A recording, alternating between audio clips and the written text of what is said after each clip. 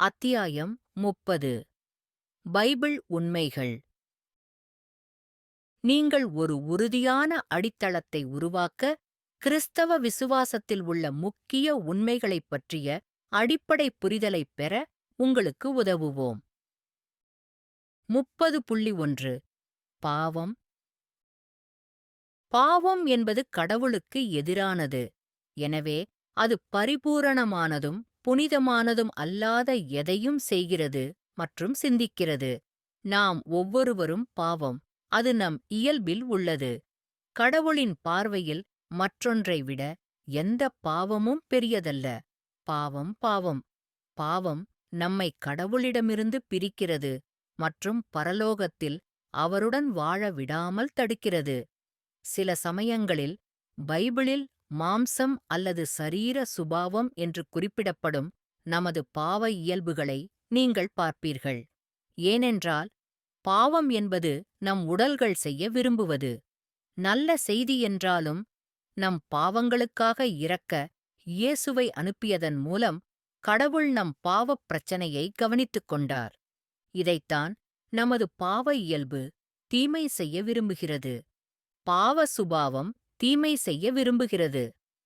உங்கள் பாவ இச்சைகளை நீங்கள் பின்பற்றினால் முடிவுகள் மிகவும் தெளிவாக உள்ளன. பாலியல் ஒழுக்கக்கேடு, தூய்மையற்ற தன்மை, காம சுகங்கள், உருவ வழிபாடு, சூனியம், விரோதம், சண்டை, பொறாமை, கோபத்தின் வெடிப்புகள், சுயநல லட்சியம், கருத்து வேறுபாடு, பிரிவு, பொறாமை, குடிப்பழக்கம், காட்டுத்தனம், கட்சிகள் மற்றும் இதுபோன்ற பிற பாவங்கள். நான் முன்பு கூறியது போல் மீண்டும் சொல்கிறேன், அப்படி வாழும் எவரும் கடவுளுடைய ராஜ்யத்தைச் சுதந்தரிக்க மாட்டார்கள். கலாத்தியர் 5:17-19 முதல் 21 புதிய வாழ்க்கை மொழிபெயர்ப்பு.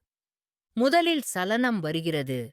பிறகு நாம் எதைக் கொண்டு சோதிக்கப்படுகிறோமோ அதன் மீது இச்சை மற்றும் ஆசை, பின்னர் பாவம் கருத்தரிக்கப்படுகிறது. ஆனால் ஒவ்வொருவரும் தனது சொந்த இச்சையால் இழுக்கப்பட்டு மயக்கப்படும்போது சோதிக்கப்படுகிறார்கள்.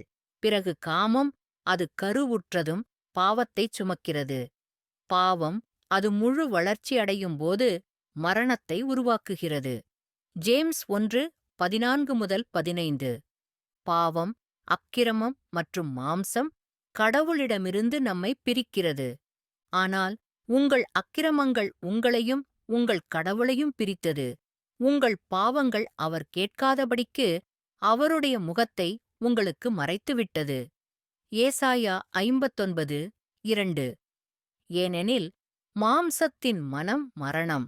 ஏனென்றால் மாம்சத்தின் மனம் கடவுளுக்கு விரோதமானது. ஏனென்றால் அது கடவுளின் சட்டத்திற்கு உட்பட்டது அல்ல. உண்மையில் அது இருக்க முடியாது. மாம்சத்தில் இருப்பவர்கள் கடவுளை பிரியப்படுத்த முடியாது. ரோமர்கள் 8:6-8. ஆச்சாரியனாகிய யோய்தாவின் மகன் சகரியாவின் மேல் தேவனுடைய ஆவி வந்தது. அவர் ஜனங்களுக்கு மேலே நின்று அவர்களை நோக்கி, நீங்கள் செழிக்க முடியாதபடிக்கு நீங்கள் ஏன் கர்த்தருடைய கட்டளைகளை மீறுகிறீர்கள் என்று தேவன் கூறுகிறார். நீங்கள் யெகோவாவை கைவிட்டதால் அவர் உங்களையும் கைவிட்டார். 2 நாளாகமம் 24:20. நாம் அனைவரும் பாவிகள் என்பதாலும் கடவுள் நம்மை நேசிப்பதாலும் நம்முடைய பாவப் பிரச்சனையை அவர் கவனித்துக் கொண்டார். எழுதியிருக்கிறபடி, நீதிமான் ஒருவனும் இல்லை, ஒருவனும் கூட இல்லை. புரிந்துகொள்பவர்கள் யாரும் இல்லை. கடவுளைத் தேடுபவர் யாரும் இல்லை. எல்லாரும் விலகிவிட்டார்கள். ஒன்று சேர்ந்து மதிப்பற்றவர்களாகிவிட்டார்கள். நன்மை செய்பவர் இல்லை, ஒருவர் கூட இல்லை. விசுவாசிக்கிற அனைவருக்கும் இயேசு கிறிஸ்துவில் விசுவாசத்தின் மூலம் இந்த நீதி வழங்கப்படுகிறது. யூதர் மற்றும் புறஜாதியார் என்ற வித்தியாசம் இல்லை. ஏனென்றால் எல்லாரும் பாவம் செய்து தேவனுடைய மகிமையை இழந்துவிட்டார்கள். மேலும் கிறிஸ்து இயேசுவினால் வந்த மீட்பின் மூலம் அவருடைய கிருபையால் அனைவரும் சுதந்திரமாக நியாயப்படுத்தப்படுகிறார்கள். கடவுள் கிறிஸ்துவை ஒரு பாவ நிவாரண பலியாக அவருடைய இரத்தத்தை சிந்தியதன் மூலம் விசுவாசத்தால் பெற்றுக்கொள்ளும்படி வழங்கினார். ரோமர்கள் 3:10-12, 22 முதல் 25 புதிய சர்வதேச பதிப்பு. 30.2.1 அன்பு. முழு பைபிளின் முக்கிய கருப்பொருள் அன்பு. கடவுளின் செயல்களுக்குக் காரணமும் உந்துதலும் அன்புதான். கடவுள் நம்மில் யாரையும் படைக்க வேண்டிய அவசியம் இல்லை. அவர் சரியானவர் மற்றும் தோழமைக்கு எங்களைத் தேவையில்லை. அவர் விரும்பியதால் நம்மைப் படைத்தார். அது அவருக்கு மகிழ்ச்சியாக இருந்தது. அவர் ஆதாமைப் படைத்த பிறகு அது மிகவும் நல்லது என்று அறிவித்தார். கடவுள் குறிப்பாக உங்களைப் படைத்தார், ஏனென்றால் அது அவருக்கு மகிழ்ச்சியைக் கொடுத்தது. அவர் உன்னை மிகவும் நேசிக்கிறார். கடவுளின் கோபம் கூட அன்பில் இருந்து வருகிறது. ஒரு குழந்தைக்கு ஒழுக்கம் கோபத்தின் விளைவாக தோன்றுகிறது. ஆனால் ஒரு பெற்றோருக்கு ஒழுக்கம் அன்பினால் செய்யப்படுகிறது. பெற்றோர்கள் தங்கள் குழந்தைகளுக்கு சிறந்ததை விரும்புகிறார்கள் மற்றும் அவர்களை ஆபத்து அல்லது வலியிலிருந்து விலக்க விரும்புகிறார்கள். கடவுளுக்கும் அப்படித்தான். அவர் நமக்கு சிறந்ததை விரும்புகிறார். பாவம் நிறைந்த வாழ்க்கை நிறைவேறாது மற்றும் எல்லாவிதமான விரக்திக்கும் வழிவகுக்கும் என்பதை அவர் அறிவார். ஆரம்பத்திலிருந்தே கடவுள் ஆதாமையோ அல்லது நம்மில் யாரையோ படைப்பதற்கு முன்பே நாம் பாவம் செய்யப் போகிறோம் என்று கடவுள் அறிந்திருந்தார். பாவத்திலிருந்து நம்மை மீட்பதற்கான கடவுளின் திட்டம் அவருடைய அன்பின் இறுதி சாட்சியாகும். அவர் நம்மை நேசிப்பதால் இயேசுவை நமக்கான இடத்தில் இறக்க அனுப்பினார்.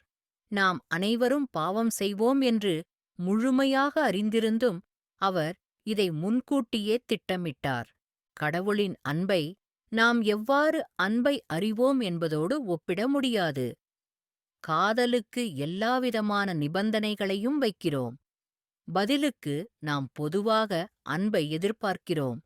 நாம் வெறுக்கும் நபர்களிடமிருந்தும் அன்பைத் தடுக்கிறோம். கடவுளின் விஷயத்தில் இது இல்லை. கடவுள் ஒரு முழுமையான அன்பு. இது முற்றிலும் நிபந்தனையற்றது. கடவுளின் அன்பு தியாகமானது, பயம் நிறைந்தது அல்ல. பதிலுக்கு எதுவும் தேவையில்லை. உங்களுக்கு எதிராக எதையும் வைத்திருக்காது. நாம் பாடுபடுவதைப் பற்றி இயேசு கூறிய அன்பு இதுவே. நீங்கள் பைபிளைப் படிக்கும்போது எல்லாமே சரியான மற்றும் தெய்வீக அன்பின் இடத்திலிருந்து வந்தவை என்பதை அறிந்து அதைப் படியுங்கள். கடவுள் பூரண அன்பு. கடவுள் நம்மீது வைத்திருக்கும் அன்பை நாங்கள் அறிந்திருக்கிறோம், நம்புகிறோம். கடவுள் அன்பே. அன்பில் நிலைத்திருப்பவர் கடவுளில் நிலைத்திருக்கிறார், கடவுள் அவரில் நிலைத்திருக்கிறார். நியாயத்தீர்ப்பு நாளில் நமக்கு தைரியம் உண்டாகும்படிக்கு அன்பு நம்மிடையே பூரணப்படுத்தப்பட்டது. ஏனென்றால் அவர் எப்படி இருக்கிறாரோ அப்படியே நாமும் இவ்வுலகில் இருக்கிறோம். காதலில் பயமில்லை. ஆனால் சரியான அன்பு பயத்தை விரட்டுகிறது. ஏனென்றால் பயத்திற்கு தண்டனை உண்டு. பயப்படுகிறவன் அன்பில் பூரணப்படுத்தப்படுவதில்லை. நாம் அவரை நேசிக்கிறோம், ஏனென்றால் அவர் முதலில் நம்மை நேசித்தார். முதல் ஜான் 4:16-19. நீங்கள் நித்திய ஜீவனைப் பெறுவதற்காக உங்கள் பாவங்களுக்காக மரிக்க இயேசுவை அனுப்புவதன் மூலம் கடவுள் உங்கள் மீதுள்ள அன்பை வெளிப்படுத்தினார். இந்த வசனத்தில் கடவுளின் ஒரே மகன் இயேசு என்பதை நீங்கள் அறிவீர்கள். ஏனெனில் தேவன் தம்முடைய ஒரே பேறான குமாரனை விசுவாசிக்கிறவன் எவனோ அவன் கெட்டுப்போகாமல் நித்திய ஜீவனை அடையும்படிக்கு அவரைத் தந்தருளி இவ்வளவாய் உலகத்தில் அன்பு கூர்ந்தார். ஜான் 3:16. நாம் பாவிகளாக இருந்தபோதே நமக்காக மரிக்க இயேசு கிறிஸ்துவை அனுப்புவதன் மூலம் கடவுள் நம்மை நிபந்தனையின்றி நேசிக்கிறார் என்பதைக் காட்டினார். நாம் பாவிகளாக இருக்கும்போதே கிறிஸ்து நமக்காக மரித்தார். ரோமர்கள் 5:8. இந்த வசனங்களில் அன்பின் கடவுளின் விளக்கத்தை அப்போஸ்தலன் பவுல் பகிர்ந்து கொள்கிறார். அன்பு பொறுமையானது மற்றும் அன்பானது. அன்பு பொறாமை கொள்ளாது. அன்பு தற்பெருமை கொள்ளாது, பெருமை கொள்ளாது, தகாத முறையில் நடந்து கொள்ளாது, தன் வழியைத் தேடுவதில்லை, தூண்டப்படுவதில்லை, தீமையை கணக்கில் எடுத்துக்கொள்ளாது. அநீதியில் மகிழ்ச்சியடைவதில்லை, ஆனால் சத்தியத்தில் மகிழ்ச்சியடைகிறான். எல்லாவற்றையும் தாங்கி, எல்லாவற்றையும் நம்புகிறான், எல்லாவற்றையும் நம்புகிறான், எல்லாவற்றையும் தாங்குகிறான். ஆனால் இப்போது நம்பிக்கை, நம்பிக்கை, அன்பு, இந்த மூன்றும் நிலைத்திருக்கின்றன. இவற்றில் பெரியது அன்பு. முதல் கொரிந்தியர் 13:4-7, 13. 30.2.2 நற்செய்தி. நற்செய்தி, நற்செய்தி அல்லது இரட்சிப்பு என்பது பாவிகளாகிய நம்மை இரட்சிக்க இயேசு செய்த வேலையை குறிக்கிறது. நம்முடைய பாவப் பிரச்சனை நம்மை கடவுளிடமிருந்து பிரித்து வைத்திருப்பதால், நாம் இரட்சிக்கப்படுவதற்கும் நித்தியத்திற்கும் அவருடன் வாழ்வதற்கும் கடவுள் ஒரு வழியை உருவாக்கினார். பாவத்திற்கான தண்டனை மரணம் என்பதை நினைவில் கொள்ளுங்கள். ஒரு சரியான தியாகம் மட்டுமே பாவத்திற்கு பரிகாரம் செய்ய முடியும்.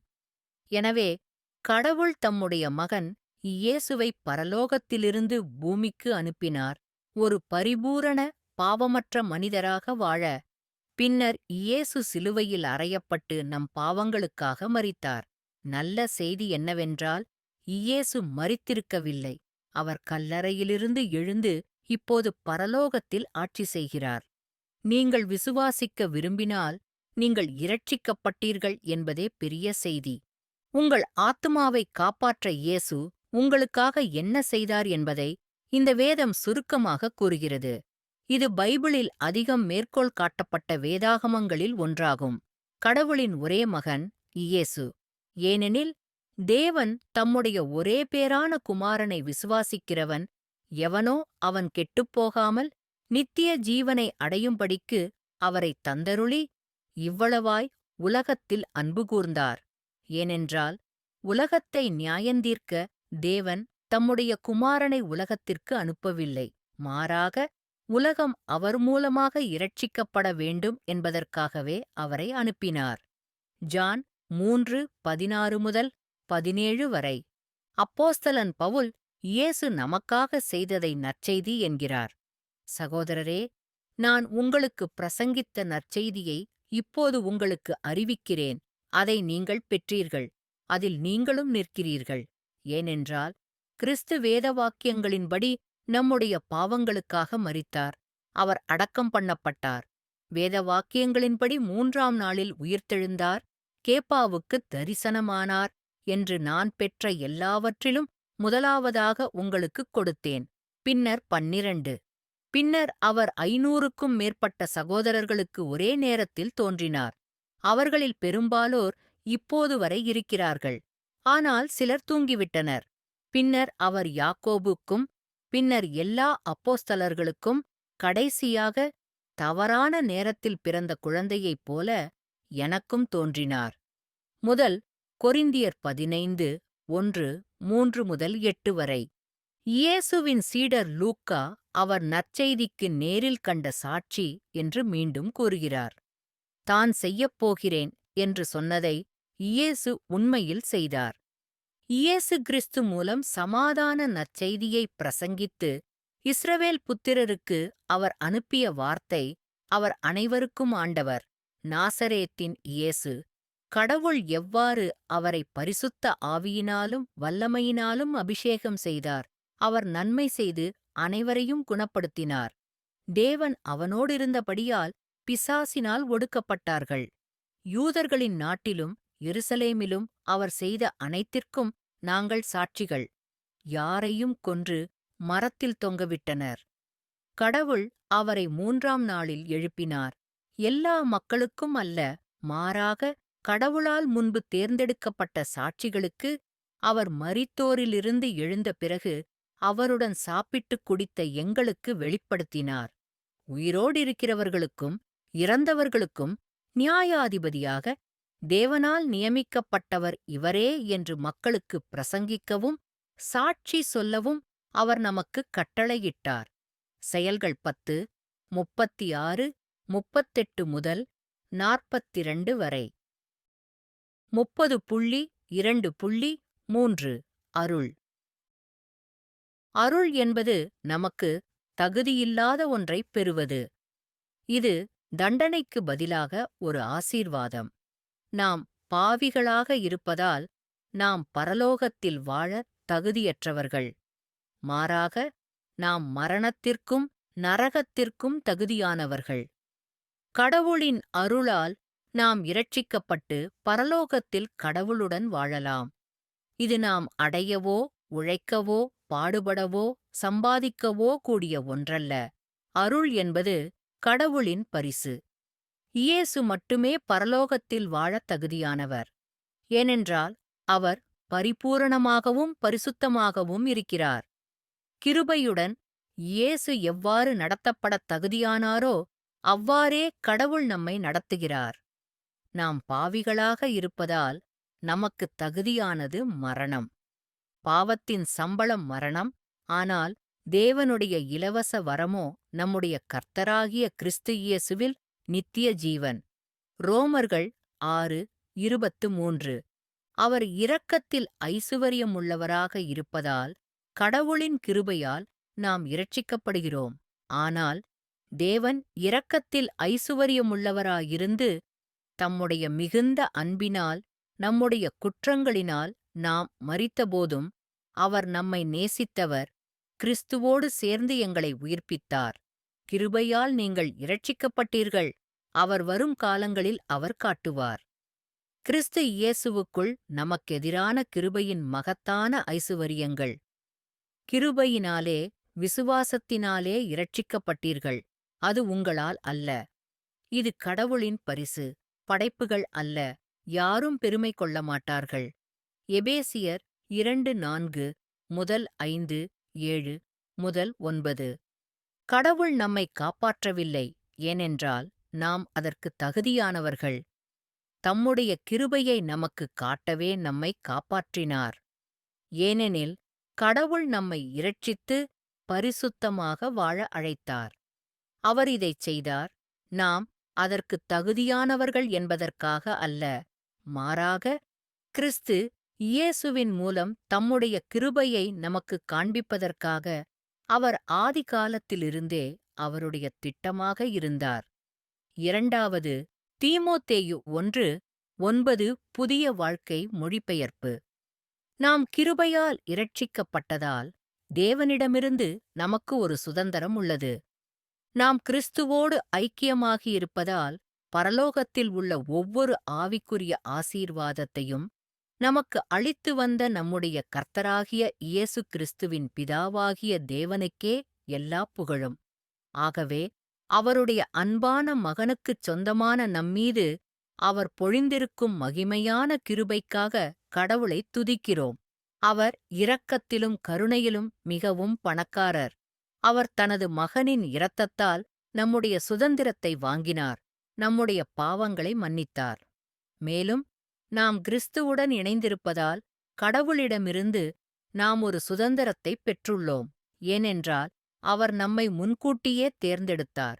மேலும் அவர் தனது திட்டத்தின்படி அனைத்தையும் செயல்படுத்துகிறார். எபேசியர் 1:3-6 முதல் 7:11 புதிய வாழ்க்கை மொழிபெயர்ப்பு. 30.2.4 கருணை. கருணை என்பது நமக்குத் தகுதியானதைப் பெறுவதில்லை. இது ஜெயில் இலவச அட்டையிலிருந்து வெளியேறுவது போன்றது. நாம் ஒவ்வொருவரும் நம்மைப் படைத்த இறைவனுக்குக் கணக்குக் கொடுக்க வேண்டும். பாவத்திற்கான தண்டனை மரணம் என்கிறார். நாம் ஒவ்வொருவரும் ஒரு பாவி என்பதை நாம் ஏற்கனவே அறிந்திருக்கிறோம். எனவே நாம் ஒவ்வொருவரும் இறந்து நரகத்தில் நித்தியத்தைக் கழிக்கத் தகுதியானவர்கள். இந்த உறுதியான மரணத்திலிருந்து நம்மைக் காப்பாற்றுவதன் மூலம் கடவுள் தனது கருணையை வெளிப்படுத்துகிறார். கடவுள் நம்மை தண்டிக்காமல் தம் மகன் இயேசுவை நம் பாவங்களுக்காக தண்டித்தார். அவனுடைய கருணையை ஏற்றுக்கொள்வதா இல்லையா என்பதை நாம் ஒவ்வொருவரும் தீர்மானிக்க வேண்டும்.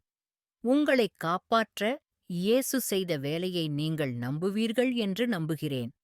கடவுளின் கருணையே பாவிகளை மன்னிக்கும். நாம் பாவிகளாக இருப்பதால் நமது தண்டனை மரணம். ஆனால் கடவுள் நம்மை காப்பாற்றினார். மரணத்தின் வாடை பாவம், பாவத்தின் வல்லமை சட்டம். ஆனால் நம்முடைய கர்த்தராகிய இயேசு கிறிஸ்துவின் மூலமாக நமக்கு வெற்றியைத் தந்த தேவனுக்கு நன்றி. முதல் கொரிந்தியர் 15:56 முதல் 57 வரை. கடவுளின் கருணையின்படியே நாம் இரட்சிக்கப்படுகிறோம், நாம் செய்த எதனாலும் அல்ல. ஆனால் நம்முடைய இரட்சகராகிய கடவுளின் இரக்கமும் மனித குலத்தின் மீது அவருடைய அன்பும் தோன்றியபோது நாம் செய்த நீதியின் செயல்களால் அல்ல. ஆனால் அவருடைய இரக்கத்தின்படி அவர் ஊற்றிய பரிசுத்த ஆவியின் மறுபிறப்பு மற்றும் புதுப்பித்தல் ஆகியவற்றின் மூலம் நம்மை இரட்சித்தார். நம் இரட்சகராகிய இயேசு கிறிஸ்து மூலமாக நாம் வளமாக.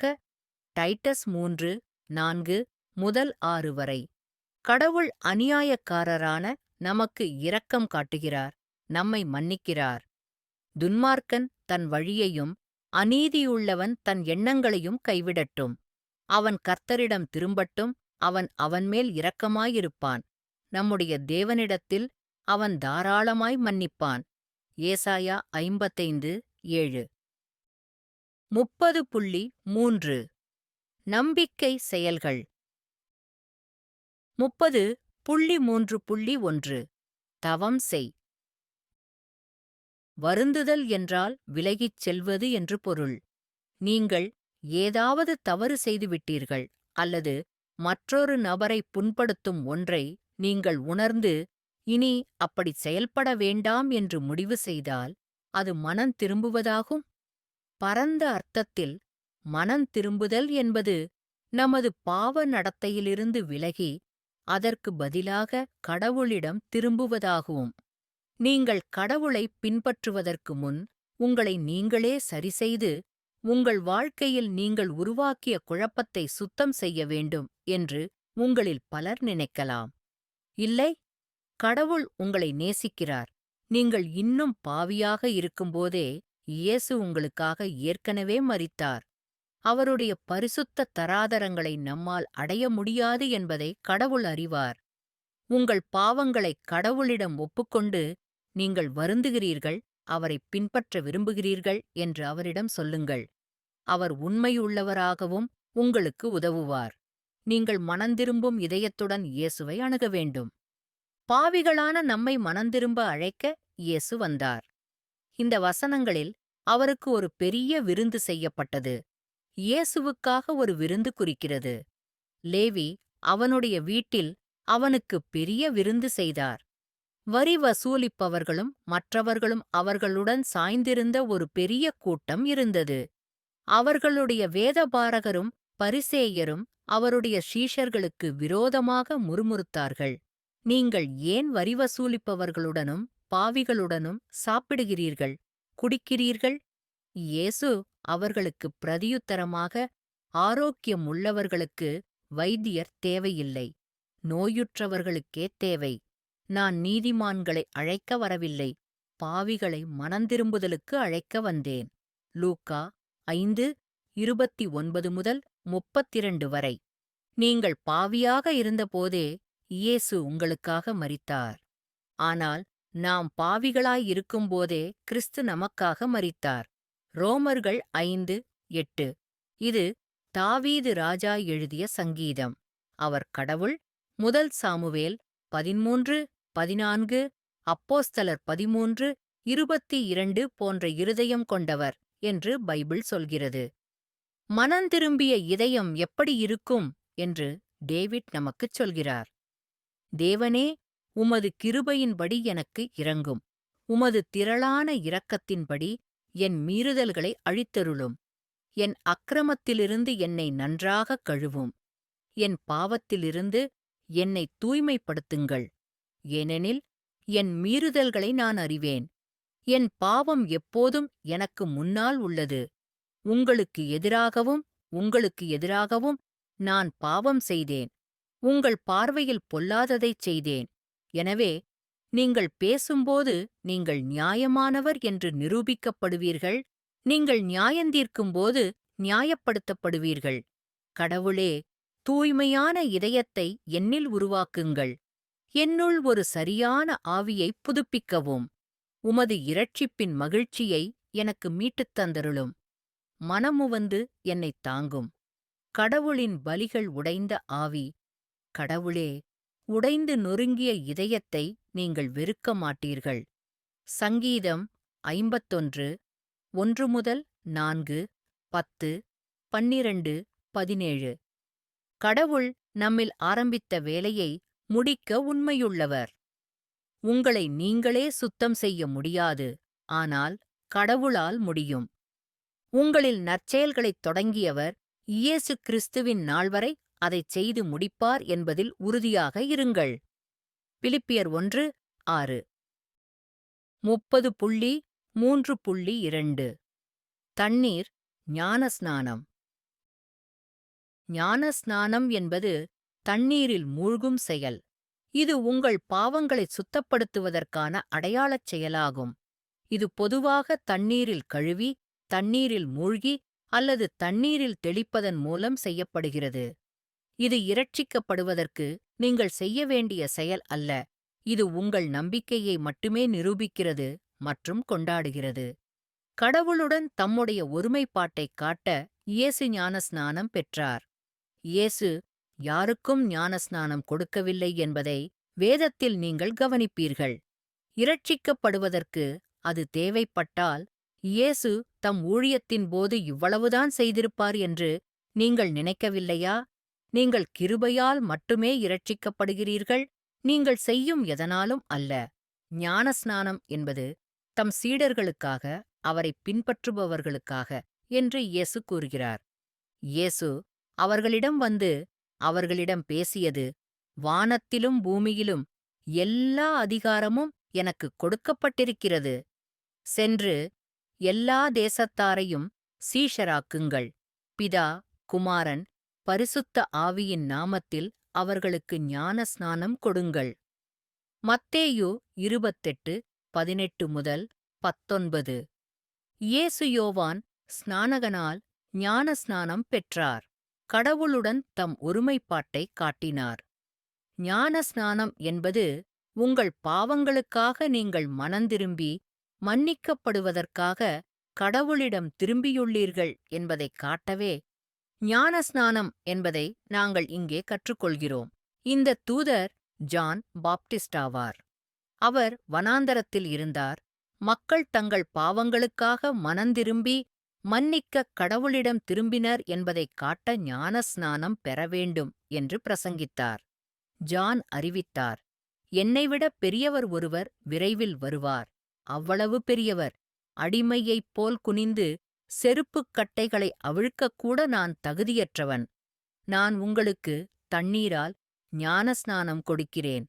ஆனால் அவர் உங்களுக்கு பரிசுத்த ஆவியினால் ஞானஸ்நானம் கொடுப்பார். ஒரு நாள் இயேசு கலிலேயாவிலுள்ள நாசரேத்திலிருந்து வந்தார். யோவான் அவருக்கு யோர்தான் நதியில் ஞானஸ்நானம் கொடுத்தார். இயேசு தண்ணீரிலிருந்து வெளியே வந்தபோது வானங்கள் பிளவுபடுவதையும் பரிசுத்த ஆவியானவர் புறாவைப்போல் தம்மீது இறங்குவதையும் கண்டார். மேலும் வானத்திலிருந்து ஒரு குரல், நீ என் அன்பான மகன், நீ எனக்கு மிகுந்த மகிழ்ச்சியைத் தருகிறாய். மார்க் 1:4-7 முதல் 11 புதிய வாழ்க்கை மொழிபெயர்ப்பை. இயேசுவின் சீடரான பீட்டர், ஞானஸ்நானம் என்பது கடவுள் நம் பாவங்களை மன்னித்த பிறகு அவருக்கு ஒரு பிரதிபலிப்பாகும் என்று கூறுகிறார். ஏனெனில் அப்போதுதான் நாம் சுத்தமான மனசாட்சியைப் பெறுகிறோம். அந்த நீர் ஞானஸ்நானத்தின் ஒரு படம். இது இப்போது உங்களைக் காப்பாற்றுகிறது. உங்கள் உடலில் இருந்து அழுக்குகளை அகற்றுவதன் மூலம் அல்ல, ஆனால் சுத்தமான மனசாட்சியிலிருந்து கடவுளுக்கு பிரதிபலிப்பாகும்.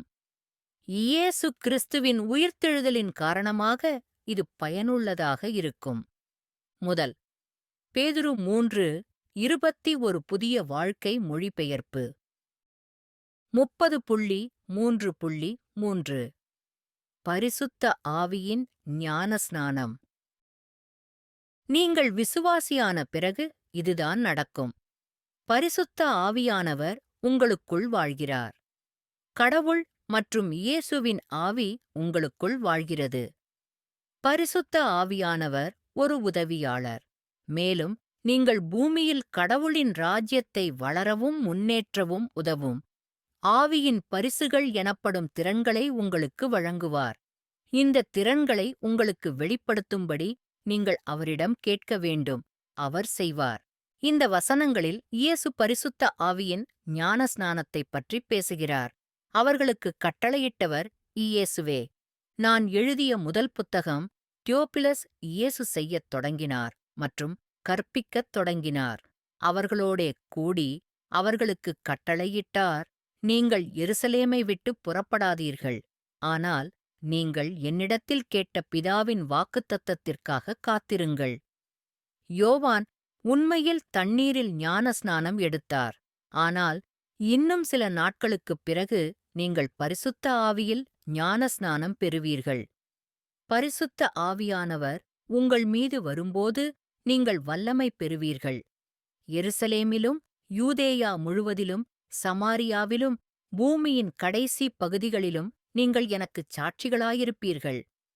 செயல்கள் 1:4-5-8. நீங்கள் இயேசுவில் விசுவாசம் வைத்தபோது அவருடைய பரிசுத்த ஆவியால் நீங்கள் முத்திரையிடப்பட்டீர்கள். உங்கள் இரட்சிப்பின் சுவிசேஷமாகிய சத்தியத்தின் செய்தியைக் கேட்டபோது நீங்களும் கிறிஸ்துவுக்குள் இருந்தீர்கள். நீங்கள் விசுவாசித்தபோது வாக்குத்தத்தம் பண்ணப்பட்ட பரிசுத்த ஆவியானவர் அவருடைய மகிமையின் துதிக்காக தேவனுடைய உடைமையாக இருப்பவர்கள் மீட்கப்படும் வரை நம்முடைய சுதந்திரத்திற்கு உத்தரவாதமளிக்கும் வைபுத்தொகையாகிய ஒரு முத்திரையால் அவரில் குறிக்கப்பட்டீர்கள்.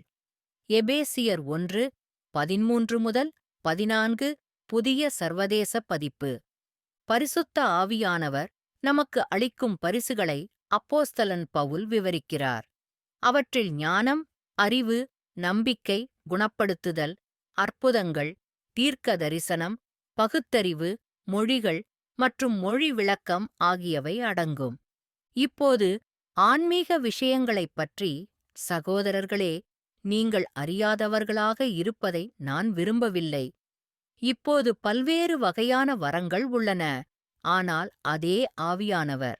ஆனால் ஒவ்வொருவருக்கும் அனைவரின் நன்மைக்காக ஆவியின் வெளிப்பாடு கொடுக்கப்பட்டுள்ளது.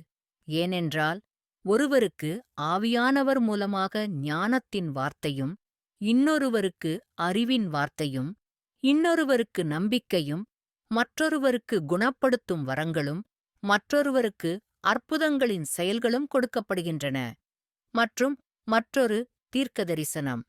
மேலும் ஆவிகள் பற்றிய மற்றொரு பகுத்தறிவுக்கு, வேறு விதமான மொழிகளுக்கு, மற்றொருவருக்கு மொழிகளின் விளக்கம். ஆனால் ஒரே ஆவியானவர் இவை அனைத்தையும் உற்பத்தி செய்கிறார். ஒவ்வொருவருக்கும் அவரவர் விரும்பியபடி தனித்தனியாக விநியோகிக்கிறார். முதல் கொரிந்தியர் 12:1-4-7-11. 30.3.4. ஒற்றுமை. இயேசு தம்முடைய சீடர்களுடனான தனது கடைசி இராப்போஜனத்தின் போது நாம் ஒற்றுமை என்று அழைப்பதை அறிமுகப்படுத்தினார். இயேசு தம் சீடர்களுடன் அப்பத்தையும் திராட்சரசத்தையும் பகிர்ந்து கொண்டார். தம்மை நினைவுகூரும்படி இயேசு தம் சீடர்களையும் அவ்வாறே செய்யும்படி கேட்டுக்கொண்டார். ரொட்டி இயேசுவின் உடலைக் குறிக்கிறது. திராட்சரசம் அவருடைய இரத்தத்தைக் குறிக்கிறது. அவருடைய ஊழியத்தின் போது இயேசு அடிக்கடி தன்னை ஜீவ அப்பம் என்றும் தண்ணீர் கொடுக்கும் ஜீவனின் ஆதாரம் என்றும் குறிப்பிட்டார். இப்போது இயேசு சாப்பிடும் அப்பத்திலோ திராட்சரசத்திலோ உடல் ரீதியாக இல்லை. ரொட்டியும் திராட்சரசமும் இயேசுவின் போதனைகளையும், உங்கள் பாவங்களுக்காக இயேசு தம் உடலை தியாகம் செய்து அவருடைய இரத்தத்தை சிலுவையில் சிந்தி உங்களுக்காக என்ன செய்தார் என்பதை நினைவில் வைத்துக் கொள்ள உதவும். நீங்கள் ஒற்றுமையில் பங்கு கொள்ளும்போது இயேசு உங்களுக்காக செய்த அனைத்தையும் சிந்தித்துப் பாருங்கள். அப்போஸ்தலன் பவுல் இந்த வசனங்களில் ஒற்றுமையை விளக்குகிறார். இயேசு நமக்காக என்ன செய்தார் என்பதை நினைவுகூரவே இதைச் செய்கிறோம். கர்த்தராகிய இயேசு தம்மை காட்டிக் கொடுக்கப்பட்ட இரவில் அப்பம் எடுத்தார் என்று நான் உங்களுக்குக் கொடுத்ததை நான் கர்த்தரிடமிருந்து பெற்றேன். அவர் நன்றி செலுத்தியவுடன் அதை உடைத்து, எடுத்து சாப்பிடுங்கள் என்றார். இது உனக்காக உடைக்கப்பட்ட என் உடல். என் நினைவாக இதைச் செய். அவ்வாறே அவரும் இரவு உணவுக்குப் பின் கிண்ணத்தை எடுத்துக்கொண்டு, இந்தக் கிண்ணம் என் இரத்தத்தில் உள்ள புதிய உடன்படிக்கை என்றார். நீங்கள் குடிக்கும்போதெல்லாம் என் நினைவாக இதைச் செய்யுங்கள். ஏனென்றால், நீங்கள் இந்த அப்பத்தைச் சாப்பிட்டு, இந்தப் பாத்திரத்தில் குடிக்கும்போதெல்லாம் கர்த்தர் வரும்வரை அவருடைய மரணத்தை அறிவிக்கிறீர்கள். முதல் கொரிந்தியர் 11:23-26. இயேசு தன்னை ஜீவ அப்பம் என்று வர்ணிக்கிறார். இயேசு அவர்களை நோக்கி, மெய்யாகவே உங்களுக்குச் சொல்லுகிறேன், பரலோகத்திலிருந்து உங்களுக்கு அப்பத்தைக் கொடுத்தவர் மோசே அல்ல, ஆனால் என் பிதாவே பரலோகத்திலிருந்து உங்களுக்கு உண்மையான அப்பத்தைத் தருகிறார். தேவனுடைய அப்பம் பரலோகத்திலிருந்து இறங்கி உலகத்திற்கு ஜீவனைக் கொடுப்பது. இயேசு அவர்களை நோக்கி, நான் ஜீவ அப்பம். என்னிடம் வருபவனுக்குப் பசி இருக்காது. என்னை நம்புகிறவனுக்கு என்றும் தாகம் இருக்காது. ஜான் 6:32-33, 35. ஜீவத் தண்ணீரைத் தருவதாக இயேசு சொல்கிறார். இயேசு அவளுக்குப் பிரதியுத்தரமாக, தேவனுடைய வரத்தை நீ அறிந்திருந்தால், எனக்குக் குடிக்கக் கொடு என்று உன்னிடம் சொன்னவன் யார் என்று நீ அவனிடத்தில் கேட்டிருப்பாய். அவன் உனக்கு ஜீவத் தண்ணீரைக் கொடுத்திருப்பான். இயேசு அவளுக்கு பிரதியுத்தரமாக, இந்தத் தண்ணீரைக் குடிக்கிறவனுக்கு மறுபடியும் தாகம் ஏற்படும். ஆனால் நான் அவனுக்குக் கொடுக்கும் தண்ணீர் அவனுக்குள் நித்திய ஜீவனுக்கு ஊற்றுநீர் ஊற்றாக மாறும். ஜான் 4:10-13-14. 30.3.5. கடவுள் பயம். இந்த சூழலில் பயம் என்பது பயப்படுவதை அர்த்தப்படுத்துவதில்லை. ஏனென்றால் கடவுள் அன்பாக இருக்கிறார். அவருடைய பரிபூரண அன்பில் பயம் இல்லை. அதற்கு பதிலாக கடவுள் பயம் என்பது கடவுளுக்கு பயப்படுவதைக் குறிக்கிறது. பிரமிப்பு என்ற வார்த்தை ஆச்சரியம், பயம் மற்றும் மரியாதை போன்ற உணர்வை வெளிப்படுத்துகிறது. கடவுள் சர்வவல்லமையுள்ளவர் மற்றும் மரியாதை மற்றும் நமது பிரமிப்புக்குத் தகுதியானவர். கீழ்ப்படிதல், விசுவாசம், ஆராதனை, ஜெபம், கடவுளோடு நேரத்தை செலவிடுதல் போன்றவற்றின் மூலம் நமக்கு இந்தக் கடவுள் பயம் இருப்பதைக் காட்டுகிறோம். கடவுளுக்கு பயப்படுவதே ஞானம். பிறகு ஞானம் எங்கிருந்து வருகிறது? புரிந்து கொள்ளும் இடம் எங்கே? கடவுள் அதன் வழியைப் புரிந்து கொள்கிறார். அதன் இடத்தையும் அவர் அறிவார். மனிதனை நோக்கி, இதோ கர்த்தருக்கு பயப்படுதலே ஞானம் என்றார். தீமையிலிருந்து விலகுவதே புரிதல். யோபு 28:20, 23, 28. புனிதமான பயத்துடனும் பிரமிப்புடனும் கடவுளை வணங்க வேண்டும் என்று நாங்கள் கூறுகிறோம். நாம் அசைக்க முடியாத ஒரு ராஜ்யத்தைப் பெறுவதால் பரிசுத்த பயத்துடனும் அவரை வணங்குவதன் மூலம் கடவுளுக்கு நன்றியுள்ளவர்களாக இருப்போம். எபிரேய 12:28 புதிய வாழ்க்கை மொழிபெயர்ப்பு. நாம் கடவுளுக்கு பயந்து நிற்க வேண்டும். பூமி அனைத்தும் கர்த்தருக்கு பயப்படட்டும். உலக மக்கள் அனைவரும் அவருக்கு பிரமித்து நிற்கட்டும். சங்கீதம் 33:8. மோசேயால் எழுதப்பட்ட இந்த வேதாகமம் கடவுளுக்கு நாம் எவ்வாறு பயபக்தியைக் காட்டுகிறோம் என்பதைச் சொல்கிறது. கடவுளுக்கு கீழ்ப்படிந்து, நேசித்து, சேவிப்பதன் மூலம் அதைக் காட்டுகிறோம். இப்பொழுது இஸ்ரவேலே, உன் தேவனாகிய கர்த்தர் உன்னிடத்தில் என்ன கேட்கிறார்? ஆனால் உன் தேவனாகிய கர்த்தருக்கு பயந்து, அவருடைய வழிகளிலெல்லாம் நடந்து, அவரை நேசித்து, உன் தேவனாகிய கர்த்தரை உன் முழு இருதயத்தோடும் உன் முழு ஆத்துமாவோடும் சேவித்து, கர்த்தரைக் கைக்கொள்ள வேண்டும். கட்டளைகள் மற்றும் சட்டங்கள். உபாகமம் 10:12-13. 30.3.6. மிகப் பெரிய கட்டளைகள். இயேசு தம்முடைய ஊழியத்தின் போது சட்டத்தையும் 10 கட்டளைகளையும் மிகச் சிறந்த கட்டளை மற்றும் பொன் விதியாகக் கொதித்தார். அவை அனைத்தையும் சுருக்கமாகக் கூறும் 2 கட்டளைகள். கடவுளை நேசி, அண்டை வீட்டாரை நேசி. காதல் இங்கே முக்கிய உண்மை. நீங்கள் கடவுளை நேசித்தால் நீங்கள் வேறு எதையும் வணங்க மாட்டீர்கள். உங்கள் அண்டை வீட்டாரை நீங்கள் நேசிப்பீர்களானால், அதாவது வேறு எந்த நபரையும் நீங்கள் நேசிப்பீர்களானால், நீங்கள் அவர்களைத் தவறாகவோ அல்லது காயப்படுத்தவோ எதையும் செய்ய மாட்டீர்கள். எந்தக் கட்டளைகள் பெரியவை என்று இயேசு சொல்கிறார். இந்த வேதத்தில் நாம் எப்படி நடத்தப்பட வேண்டும் என்று விரும்புகிறோமோ அவ்வாறே மற்றவர்களையும் நடத்த வேண்டும் என்று இயேசு கூறுகிறார்.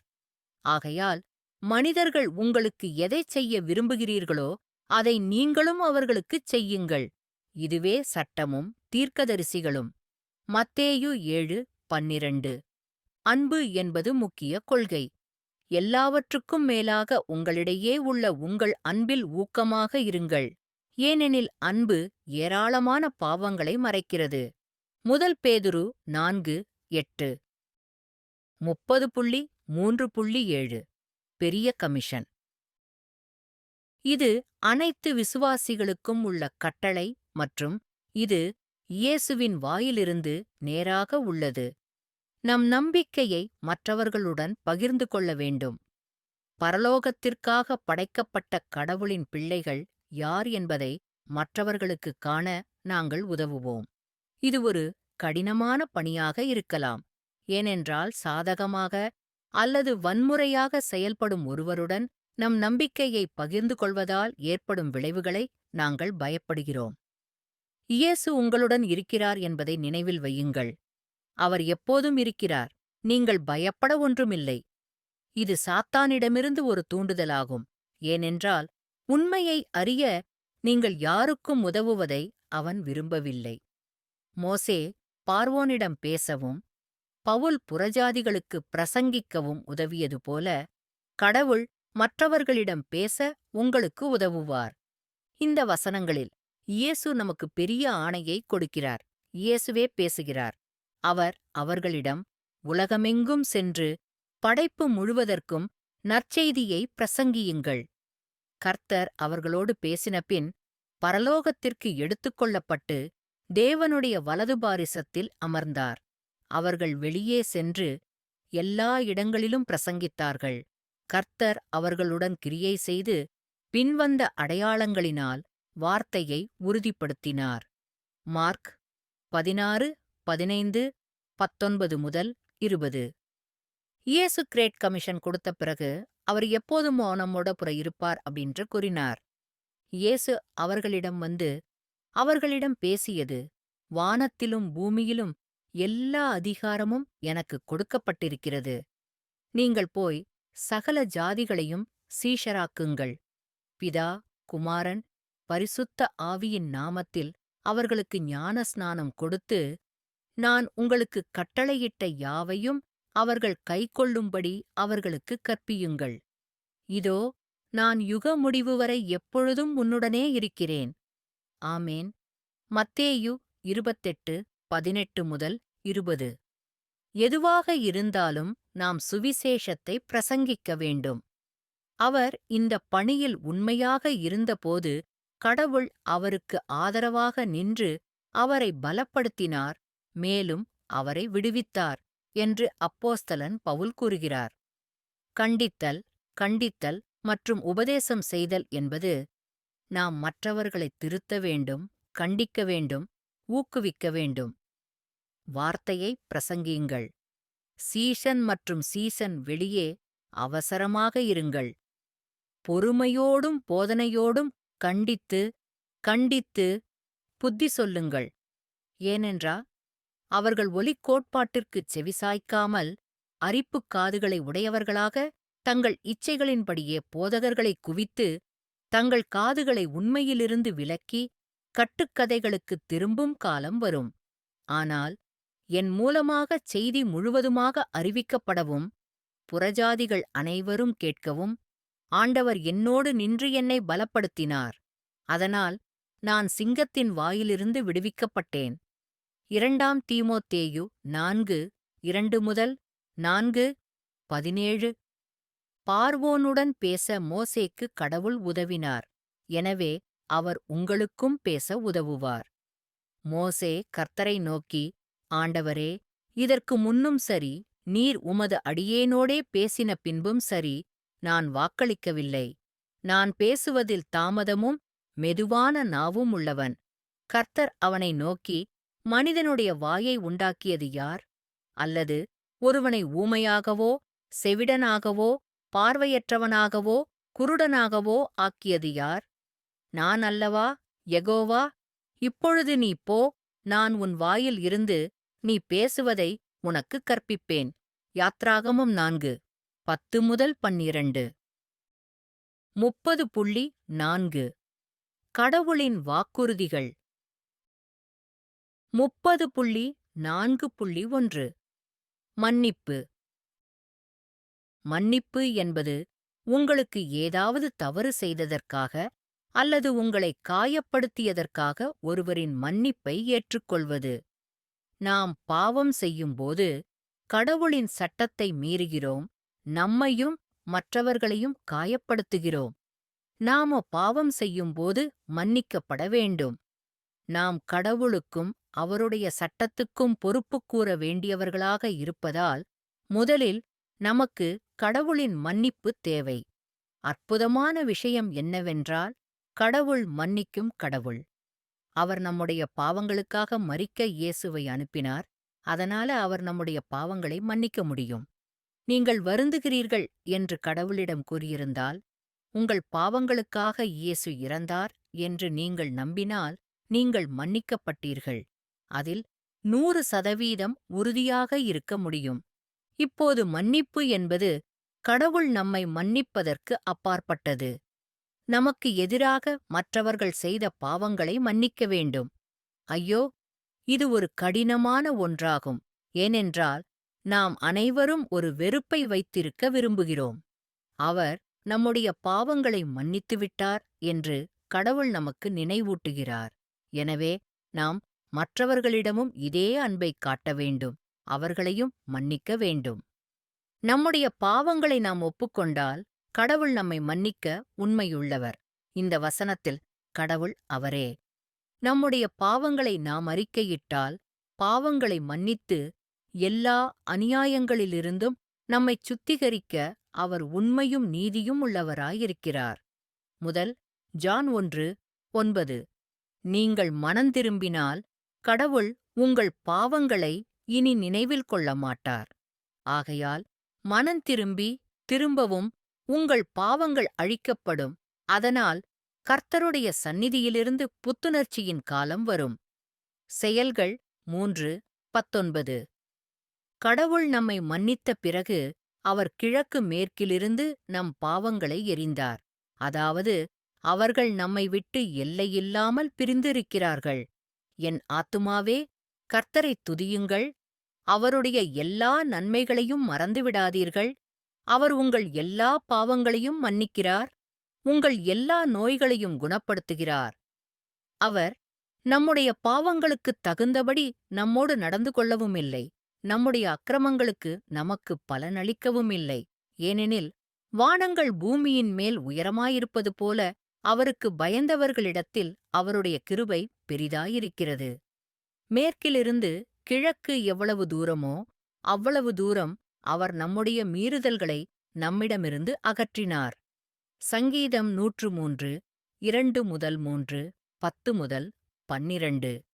நாம் மன்னிக்கப்பட்டதால் நாம் மற்றவர்களை மன்னிக்க வேண்டும். கிறிஸ்துவுக்குள் தேவன் உங்களை மன்னித்தது போல ஒருவருக்கொருவர் தயவாகவும் கனிவான இருதயமுள்ளவர்களாகவும் ஒருவருக்கொருவர் மன்னியுங்கள். எபேசியர் 4:32. 30.4.2 மீண்டும் பிறந்தார். மீண்டும் பிறந்தார் என்பது மிகவும் ஆர்வமுள்ள சொற்றொடர். ஆனால் இயேசுவின் இரட்சிப்பின் கிருபையை நம்பும்போது மக்களுக்கு என்ன நடக்கிறது என்பதை சரியாக விவரிக்கிறது. அவர்கள் மீண்டும் பிறக்கிறார்கள். இது ஒரு ஆன்மீக பிறப்பைப் பற்றி பேசுகிறது, உடல் ரீதியான பிறப்பு அல்ல. நீங்கள் இயேசுவில் நம்பிக்கை வைத்துள்ளீர்களா? ஆம் எனில், நீங்கள் கடவுள் மற்றும் இயேசுவுடன் ஒரு புதிய உறவில் பிறந்திருக்கிறீர்கள். கடவுளின் பரிசுத்த ஆவியானவர் இப்போது உங்களுக்குள் வாழ்ந்து உங்களைப் புதியவராக்குகிறார். இந்த வசனங்களில் இயேசு நிக்கோதேமஸிடம் மீண்டும் பிறப்பதைப் பற்றி பேசுகிறார். ஜலத்தில் பிறந்தது குழந்தையாக உங்கள் உடல் பிறப்பைக் குறிக்கிறது. நீங்கள் இயேசுவின் மீது உங்கள் விசுவாசத்தை வைத்து அவருடைய ஆவி உங்களுக்குள் வாழும்போது ஆவியின் பிறப்பு. இயேசு அவனுக்குப் பிரதியுத்தரமாக, ஒருவன் மறுபடியும் பிறக்காவிட்டால் தேவனுடைய ராஜ்யத்தைக் காணமாட்டான் என்று மெய்யாகவே உனக்குச் சொல்லுகிறேன் என்றார்.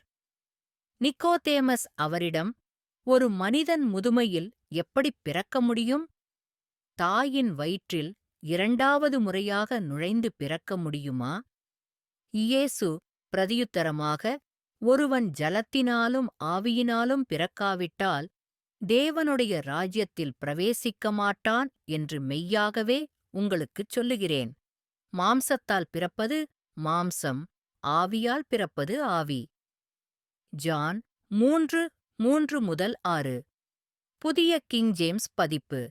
நாம் இயேசுவை நம் வாழ்வில் ஏற்றுக்கொண்டால் நாம் ஒரு புதிய படைப்பாக மாறுகிறோம். ஆகையால் ஒருவன் கிறிஸ்துவுக்குள் இருந்தால் அவன் ஒரு புதிய சிருஷ்டி. பழைய விஷயங்கள் மறைந்துவிட்டன, இதோ எல்லாமே புதியதாகிவிட்டன. 2 கொரிந்தியர் 5:17. நாம் மீண்டும் பிறக்கும்போது நமது பழைய சுயத்தைத் தள்ளி வைக்க வேண்டும் அல்லது பூட்ட வேண்டும். அதற்கு பதிலாக நமது புதிய சுயத்தை அணிந்து கொள்ள வேண்டும். ஆனால் நீங்கள் கிறிஸ்துவைக் கேட்டு இயேசுவில் சத்தியம் இருப்பது போல அவரில் போதிக்கப்பட்டிருந்தால் நீங்கள் அப்படிக் கற்றுக்கொள்ளவில்லை. உங்கள் முந்தைய வாழ்க்கை முறையைப் பொறுத்தவரை வஞ்சக இச்சைகளால் கெட்டுப்போகும் பழைய மனிதனை நீங்கள் களைந்துவிட்டு உங்கள் மனதின் ஆவியில் புதுப்பிக்கப்பட்டு கடவுளின் சாயலில் சத்தியத்தின் நீதியிலும் பரிசுத்தத்திலும் படைக்கப்பட்ட புதிய மனிதனைத் தரித்துக் கொள்ளுங்கள். எபேசியர் 4:20-24. 30.4.3. கடவுளின் குழந்தை. இயேசு உங்களுக்காகச் செய்த அனைத்தையும் நம்புவதற்கு நீங்கள் தேர்வு செய்யும்போது கற்பனை செய்யக்கூடிய மிகப்பெரிய பரிசுகளைப் பெறுவீர்கள்.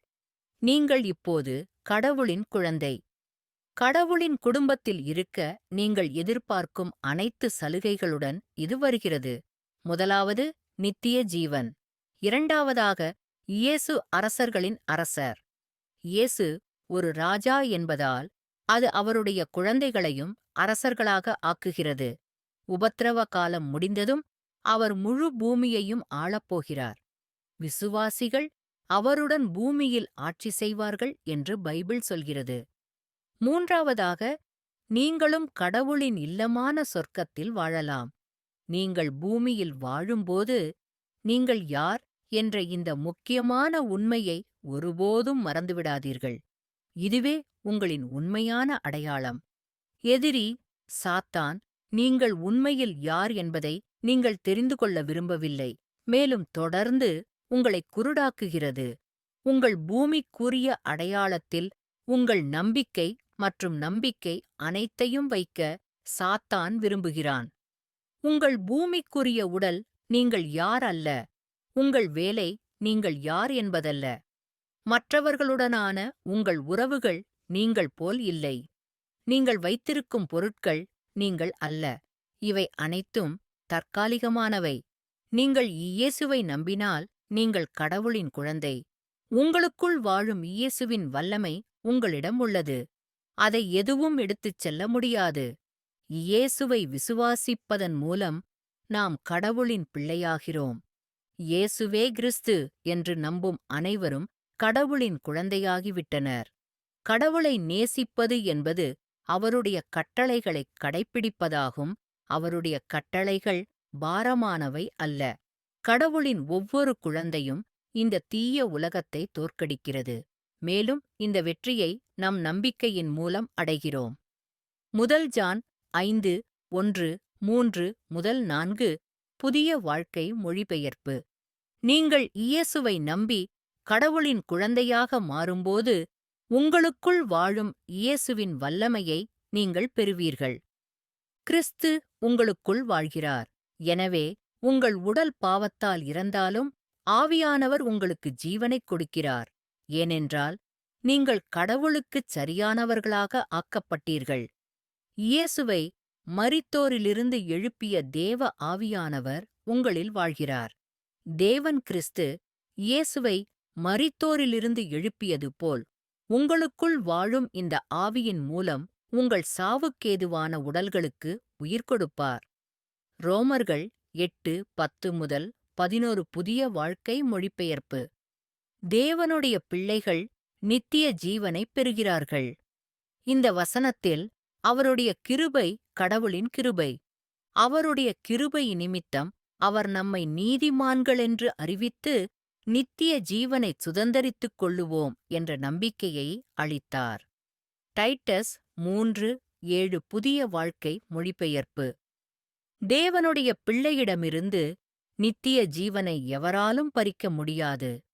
இயேசுவே இங்கு பேசுகிறார். கடவுளின் பிள்ளைகள் இயேசுவின் மூலம் வாரிசுகள். இந்த வசனங்களில் அவருடைய குமாரனின் ஆவியானவர் இயேசுவின் பரிசுத்த ஆவியானவர். ஆனால் காலம் நிறைவடைந்த போது கடவுள் தம்முடைய குமாரனை அனுப்பினார். நீங்கள் குழந்தைகளாக இருப்பதால் கடவுள் தம் மகனின் ஆவியை உங்கள் இதயங்களில் அனுப்பினார். அப்பா, அப்பா. எனவே நீங்கள் இனி அடிமை அல்ல, ஆனால் ஒரு மகன்.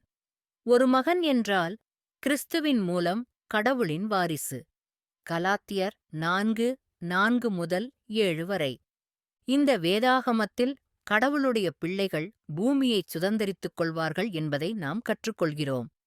சாந்த குணமுள்ளவர்கள் பாக்கியவான்கள், அவர்கள் பூமியைச் சுதந்தரித்துக் கொள்வார்கள். மத்தேயு 5:5. இப்போது நான் ஒரு புதிய வானத்தையும் புதிய பூமியையும் கண்டேன். ஏனென்றால் முதல் வானமும் முதல் பூமியும் மறைந்துவிட்டன, மேலும் கடல் இல்லை. இதோ தேவனுடைய கூடாரம் மனுஷரோடே இருக்கிறது. அவர் அவர்களோடே குடியிருப்பார். அவர்கள் அவருடைய ஜனமாயிருப்பார்கள் என்று வானத்திலிருந்து ஒரு உரத்த சத்தத்தைக் கேட்டேன். கடவுள் தாமே அவர்களுடன் இருப்பார். அவர்களுடைய கடவுளாக இருப்பார். அவர்களுடைய கண்களிலிருந்து ஒவ்வொரு கண்ணீரையும் கடவுள் துடைப்பார். இனி மரணமோ துக்கமோ அழுகையோ இருக்காது. இனி வேதனை இருக்காது. ஏனெனில் முந்தையவைகள் ஒழிந்துவிட்டன. ஜெயங்கொள்ளுகிறவன் எல்லாவற்றையும் சுதந்தரித்துக் கொள்வான். நான் அவனுடைய தேவனாயிருப்பேன். அவன் என் குமாரனாயிருப்பான். வெளிப்படுத்துதல் 21:1-3 முதல் 4:7 புதிய கிங் ஜேம்ஸ் பதிப்பு. 30.4.4 பதில் பிரார்த்தனை. பைபிள் முழுவதிலும் உள்ள ஒரு முக்கிய உண்மை என்னவென்றால், கடவுள் ஜெபங்களைக் கேட்டு அவர்களுக்கு பதிலளிக்கிறார். பிரார்த்தனை என்பது கடவுளிடம் பேசுவது என்பதை நினைவில் கொள்ளுங்கள். உங்கள் எண்ணங்களில் நீங்கள் அவரிடம் அமைதியாகப் பேசினால் அல்லது நீங்கள் சத்தமாகப் பேசினால் அவர் உங்களுக்குச் செவிசாய்ப்பார். கடவுள் வாக்குறுதியளித்ததைச் செய்வார் என்று நீங்கள் நம்புவதற்கான வழிகளில் இதுவும் ஒன்றாகும். ஏனென்றால் ஜெபத்திற்கு பதிலளிப்பதில் கடவுள் கடந்த காலத்தில் உண்மையாக இருந்திருக்கிறார். நீங்கள் அவரிடம் பேசும்போது கடவுள் உங்களுக்குச் செவி சாய்க்கிறார் என்பதை அறிந்து ஆறுதல் அடையுங்கள். என்ன சொல்வது என்று உங்களுக்குத் தெரியாதபோதும் பரிசுத்த ஆவியானவர் உங்களுக்காக ஜெபிக்கிறார். கடவுள் நம் பிரார்த்தனைகளைக் கேட்கிறார். கர்த்தர் துன்மார்க்கருக்குத் தூரமானவர், ஆனால் அவர் நீதிமான்களின் ஜெபத்தைக் கேட்கிறார். பழமொழிகள் 15:29 கடவுள் பிரார்த்தனைகளுக்கு பதிலளிக்கிறார். இந்த வசனத்தில் இயேசுவே பேசுகிறார். விசுவாசித்து ஜெபத்தில் நீங்கள் எதைக் கேட்டாலும் நீங்கள் பெறுவீர்கள். மத்தேயு 21:22 பதிலளிக்கப்பட்ட ஜெபத்தின் உதாரணம் இங்கே. ஜான் பாப்டிஸ்ட் தனது தந்தையின் ஜெபத்திற்கு ஒரு பதில். தூப பீடத்தின் வலது பக்கத்தில் நின்றபடி ஆண்டவரின் தூதன் அவருக்குத் தோன்றினார். அவரைக் கண்டதும் சகரியா கலங்கினார். பயம் அவருக்கு ஏற்பட்டது. ஆனால் தேவதூதன் அவரிடம், சகரியாவே, பயப்படாதே. ஏனென்றால் உன் விண்ணப்பம் கேட்கப்பட்டது. உன் மனைவி எலிசபெத் உனக்கு ஒரு மகனைப் பெற்றெடுப்பாள். அவனுக்கு ஜான் என்று பெயர் வைப்பாய். லூக்கா 1:11-13 வரை. தேவனுடைய பரிசுத்த ஆவியானவர் உங்களுக்காக ஜெபிக்கிறார். இந்த வசனங்களில் பரிந்து பேசுதல் என்றால் பிரார்த்தனை என்று பொருள். ஆவியானவர் நமது பலவீனங்களுக்கும் உதவுகிறார். ஏனென்றால் நாம் எப்படி ஜெபிக்க வேண்டும் என்று நமக்குத் தெரியாது.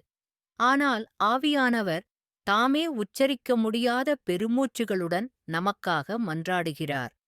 இருதயங்களை ஆராய்பவர் ஆவியானவரின் மனதில் என்ன இருக்கிறது என்பதை அறிவார். ஏனென்றால் அவர் கடவுளின்படி பரிசுத்தவான்களுக்காக பரிந்துரை செய்கிறார். ரோமர்கள் 8:26-27 வரை. 30.4.5 வழிகாட்டுதல். பைபிளில் காணப்படும் கடவுளின் வாக்குறுதிகளில் ஒன்று உங்களை வழிநடத்தும் அவருடைய வாக்குறுதியாகும். அவர் உன்னை கைவிடவும் மாட்டார். கடவுள் உங்கள் மனதில் சிறந்தவர். அவர் உங்களைத் தனித்துவமாகவும் குறிப்பிட்ட நோக்கத்திற்காகவும் படைத்தார். அவர் வாழ்க்கையில் உங்கள் படிகளை வழிநடத்துவார். இதனால் நீங்கள் உங்கள் நோக்கத்தை நிறைவேற்றுவீர்கள். கெத்செமனே தோட்டத்தில் இயேசு செய்தது போல் கடவுளின் விருப்பத்திற்கு உங்கள் விருப்பத்தை ஒப்படைத்து அவர் உங்கள் படிகளை வழிநடத்துவார் என்று நம்புங்கள். கடவுளிடம் ஞானத்தைக் கேளுங்கள், அவர் அதை வழங்குவார் என்று நம்புங்கள். ஆனால் உங்களில் ஒருவருக்கு ஞானம் இல்லாதிருந்தால் அவர் கடவுளிடம் கேட்கட்டும். அவர் அனைவருக்கும் தாராளமாகவும் நிந்தையாகவும் கொடுக்கிறார். அது அவருக்குக் கொடுக்கப்படும். ஆனால் சந்தேகப்படாமல் விசுவாசத்தோடு கேட்கட்டும். ஏனென்றால் சந்தேகப்படுகிறவன் காற்றினால் அலைக்கழிக்கப்படும் கடல் அலையைப் போன்றவன்.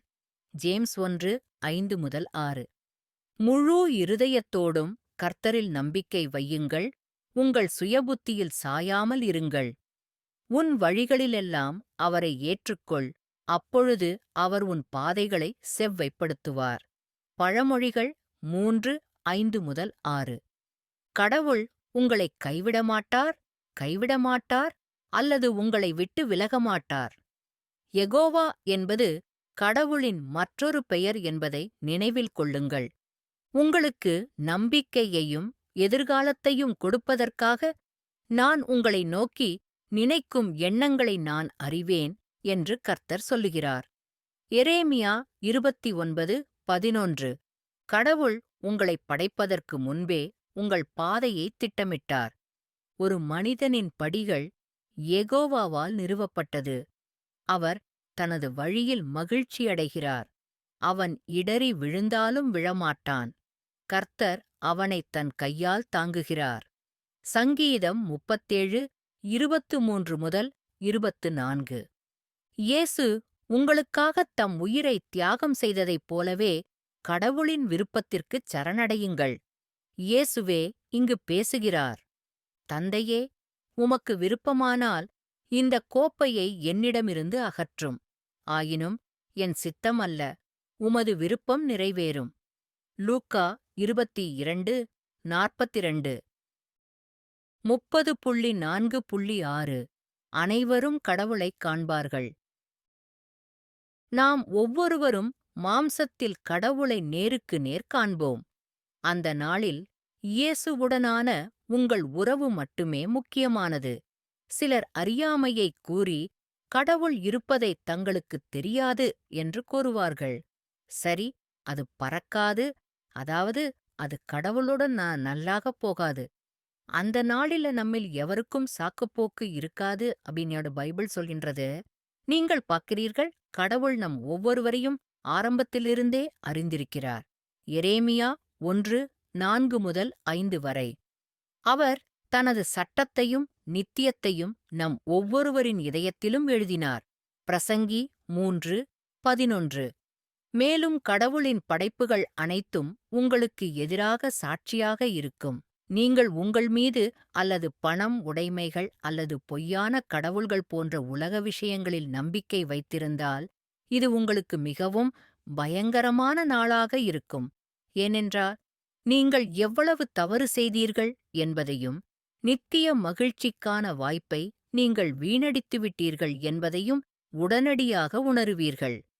இருப்பினும், நீங்கள் இயேசுவின் மீது நம்பிக்கை வைத்திருந்தால், நீங்கள் பரலோகத்தில் கடவுளின் பிரசன்னத்திற்குள் நுழைந்து மகிழ்ச்சியுடன் வாழும்போது, இது உங்களுக்கு ஒரு அற்புதமான நாளாக இருக்கும். யோபு தன் சொந்த மாம்சத்தில் கடவுளைக் காண்பார் என்று அறிந்திருந்தார். இங்கே பேசுவது வேலை. ஆனால் என்னைப் பொறுத்தவரை என் மீட்பர் வாழ்கிறார் என்பதை நான் அறிவேன். இறுதியில் அவர் பூமியில் நிற்பார். என் தோல் அழிந்த பிறகு நான் என் மாம்சத்தில் கடவுளைக் காண்பேன். நான் கூட என் பக்கத்தில் அவரைக் காண்பேன். என் கண்கள் பார்க்கும், அந்நியனாக அல்ல. யோபு 19:25 முதல் 27 வரை. இயேசுவின் சீடர் யோவான் இயேசுவிடமிருந்து ஒரு மகிமையான வெளிப்பாட்டைப் பெற்றார்.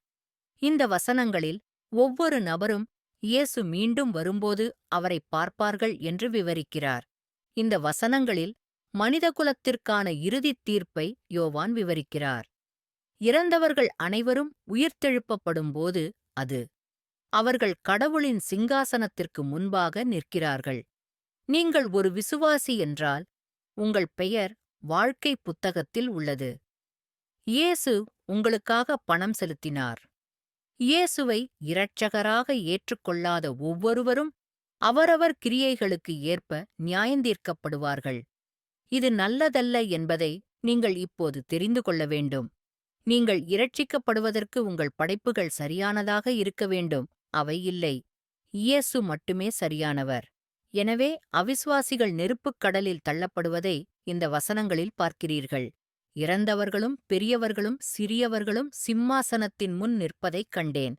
அவர்கள் புத்தகங்களைத் திறந்தார்கள். மற்றொரு புத்தகம் திறக்கப்பட்டது. இது வாழ்க்கைப் புத்தகம். புத்தகங்களில் எழுதப்பட்டவற்றிலிருந்து இறந்தவர்கள் தங்கள் படைப்புகளின்படி நியாயந்தீர்க்கப்பட்டனர். கடல் தன்னுள் இருந்த இறந்தவர்களைக் கொடுத்தது. மரணமும் பாதாளமும் தங்களுக்குள் இருந்த மரித்தோரை ஒப்புக்கொடுத்தன. ஒவ்வொருவரும் அவரவர் கிரியைகளின்படி நியாயந்தீர்க்கப்பட்டார்கள். ஜீவ புத்தகத்தில் எழுதப்பட்ட ஒருவன் காணப்படாவிட்டால் அவன் அக்கினிக் கடலில் தள்ளப்படுவான். வெளிப்படுத்தல் 20:12 முதல் 13-15. அந்த இறுதித் தீர்ப்பில் கடவுள் இருக்கிறார் என்பதை அறியாததற்கு யாருக்கும் சாக்குப்போக்கு இருக்காது. படைப்பே அவன் இருப்பதை அறிவிக்கிறது. அநியாயத்தில் சத்தியத்தை அடக்குகிற மனிதர்களின் சகல தேவபக்திக்கும் அநியாயத்துக்கும் விரோதமாக தேவனுடைய கோபம் பரலோகத்திலிருந்து வெளிப்பட்டது. ஏனென்றால் தேவனால் அறியப்பட்டவை அவர்களில் வெளிப்படுத்தப்படுகின்றன. ஏனென்றால் தேவன் அதை அவர்களுக்கு வெளிப்படுத்தினார். ஏனென்றால் உலகம் உண்டானது முதல் அவனுடைய கண்ணுக்குத் தெரியாத காரியங்கள், அவைகள் மன்னிக்கப்படாமல் இருக்கும்படி அவனுடைய நித்திய வல்லமையும் தெய்வீகமும் கூட உண்டாக்கப்பட்ட பொருட்களின் மூலமாகத் தெளிவாகக் காணப்படுகின்றன. கடவுளை அறிந்ததால் அவர்கள் அவரை கடவுளாக மகிமைப்படுத்தவில்லை, நன்றி செலுத்தவில்லை. ஆனால் அவர்களின் நியாயத்தில் வீணாகிவிட்டார்கள். மேலும் அவர்களின் அறிவற்ற இதயம் இருண்டுவிட்டது. ரோமர்கள் 1:18 முதல் 21 வரை. 30.5 இடங்கள். 30.5.1 சொர்க்கம். கடவுள் வாழும் இடம் சொர்க்கம். சொர்க்கம் என்பது வெறும் நிலை அல்ல, நித்திய சொர்க்கம். பூமியில் இயேசுவின் 1000 வருட ஆட்சிக்குப் பிறகு கடவுள் உருவாக்கும் புதிய பூமியாக இருக்கும். அந்த புதிய பூமியில் கடவுள் நம்மோடு தம் வீட்டை உருவாக்குவார். பைபிள் புதிய ஜெருசலேம், புதிய பூமியில் ஒரு நகரம், ஒரு பௌதிக இடம் என்று விவரிக்கிறது. இந்த நகரம் மிகப்பெரியது. 1400 மைல் அகலமும் 1400 மைல் உயரமும் 1400 மைல் நீளமும் கொண்டது. பரிபூரண மற்றும் புனிதமான மக்கள் மட்டுமே கடவுளுடன் பரலோகத்தில் வாழ முடியும். நம்மில் யாரும் அப்படி இல்லை என்பதால் உள்ளே நுழைவதற்கு நாம் இயேசுவின் மீது நம்பிக்கை வைக்க வேண்டும். இயேசு பரலோகத்தின் வாயில், காவலர், புனித பேதுரு அல்ல, நீங்களே அல்ல. பரலோகம் உங்களுக்காகவே இயேசுவால் உருவாக்கப்பட்ட ஒரு இடத்தையும் கொண்டுள்ளது. அது சரி, அவர் உயிர்த்தெழுந்து பரலோகத்திற்குத் திரும்பியதிலிருந்து நாம் ஒவ்வொருவருக்கும் பரலோகத்தில் வாழ்வதற்கான இடங்களை உருவாக்கி வருகிறார். சொர்க்கம் சலிப்படையப் போகிறது என்பது சாத்தானுக்குப் பிடித்தமான பொய்களில் ஒன்று. நீங்கள் அங்கு வாழ விரும்புவதை சாத்தான் விரும்பவில்லை என்பதே அதற்குக் காரணம். அதனால் அவர் உங்களிடம் பொய் சொல்ல வேண்டும். இது போரிங் என்பதற்கு நேர் எதிரானதாக இருக்கும் என்று ஒரு நிமிடம் யோசியுங்கள். பிரபஞ்சத்தை உருவாக்கியவர் அங்கே வாழ்கிறார். பூமியில் அவர் நமக்காகப் படைத்த அனைத்து அற்புதமான விஷயங்களையும் நீங்கள் அனுபவித்து மகிழ்ந்தால், பரலோகத்தில் அவர் நமக்காகப் படைக்கப்பட்ட மகிமையான காரியங்களால் நீங்கள் ஆச்சரியப்படுவீர்கள். பூமி சலிப்படையவில்லை, சொர்க்கம் ஏன் சலிப்பாக இருக்கும்? இது சாத்தானின் முட்டாள்தனமான பொய்களில் ஒன்று என்று நான் நினைக்கிறேன். ஏனென்றால், நீங்கள் இதைப் பற்றி யோசித்தால் எந்த அர்த்தமும் இல்லை. சொர்க்கத்தில் ஒரு நகரம் இருக்கிறது என்பது நமக்குத் தெரியும். வெளிப்படுத்துதல் 20 பூமியில் உள்ள நகரங்களில் நடக்கும் செயல்பாடுகளை நாங்கள் நன்கு அறிந்திருக்கிறோம். ஜான் 14:2-3 என்று நம் ஒவ்வொருவருக்கும் பரலோகம் ஒரு இடம் உருவாக்கப்பட்டது என்பதும் நமக்குத் தெரியும். வெளிப்படுத்துதல் 22:2 விலங்குகள் ஏசாயா 65:25 மற்றும் ஒரு திருமணக் கொண்டாட்டம் வெளிப்படுத்துதல் 19:6-9. நாம் கிரீடங்கள் வெளிப்படுத்துதல் 3:11 பெற முடியும் என்பதும் எங்களுக்குத் தெரியும். மற்றும் புதையல் மத்தேயு 6:19-21 வரை. சொர்க்கத்தில் சொர்க்கம் சொல்லத்தமாக விவரிக்க முடியாதது என்று பைபிள் சொல்கிறது. இது நாம் பார்த்த அல்லது கற்பனை செய்யக்கூடிய எதையும் தாண்டியது. அந்த விஷயங்கள் நிச்சயமாக எனக்கு சலிப்பாகத் தெரியவில்லை. எல்லாவற்றிலும் சிறந்த விஷயம் என்னவென்றால், நாம் கடவுளுடன் இருப்போம். அதை உங்களால் கற்பனை செய்ய முடியுமா?